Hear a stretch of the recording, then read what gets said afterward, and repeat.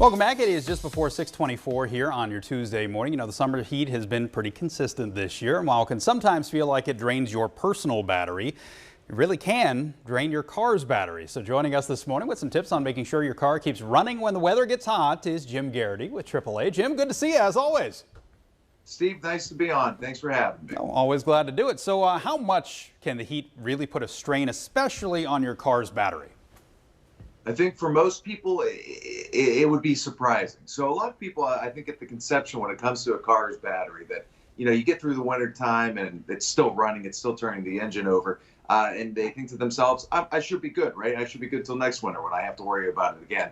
When in reality, it's the hot summer sun, which is equally as damaging. The sun is actually what causes the damage inside of the battery.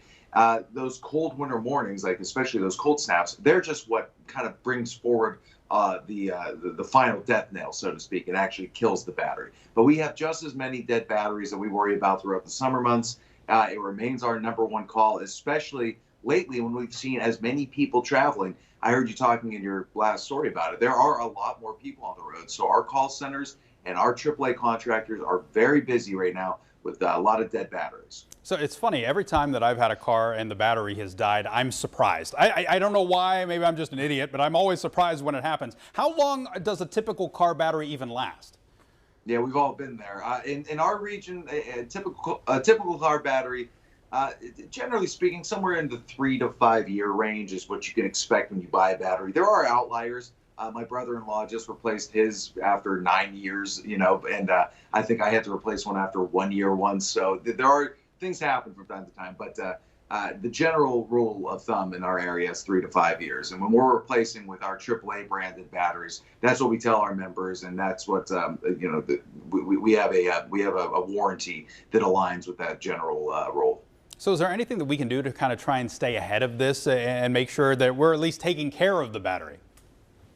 I mean, batteries are built to, if you think about it in a lot of ways, they are built to, you know, eventually go to zero, right? So there's things you can do to help extend the life of a battery, such as making sure you are driving, which sounds counterintuitive, but the more you drive, you know, especially for longer periods of time, we're talking about an hour at a time and at highway speeds, you're putting more energy back into the battery and kind of expanding its life. One of the big concerns we have at AAA is a lot of people just let their cars sit around last year during the pandemic when they weren't driving. And the more a battery just sits around with the clock radio running, with the alarm system running, the more energy is just slowly coming out of it. So one of the best things you can do for that battery is to drive and get the car out and get more energy back into it. But then in addition to that, you know, I think the best thing you can do as an auto owner, knowing that batteries die, it's just kind of what they do after a couple of years, is make sure you get the battery tested every year. And if you're a AAA member, give us a call. We'll come to you and test it for you. Is there anything else, I mean, when the weather gets hot or anything that we should be keeping in mind specifically in relation to our cars that's maybe not battery related? You know, there's several things you want to keep in mind. And I think it's really relevant right now, Steve, because, you know, I was just looking at our travel bookings online. We have a 63% increase year over year in June that we're looking at. So, you know, people are getting out there, they're hitting the road. Road trips are a huge resource right now for people. So definitely make sure you have your vehicle tested before you hit the road, especially if you haven't been driving it a lot over the last 12 months. Yeah, absolutely. It's a good tip. And anything to keep in mind to keep our car from overheating too or anything? That's what I always think of, especially the older cars where you see somebody off the side of the road and there's steam coming out from underneath their hood or anything.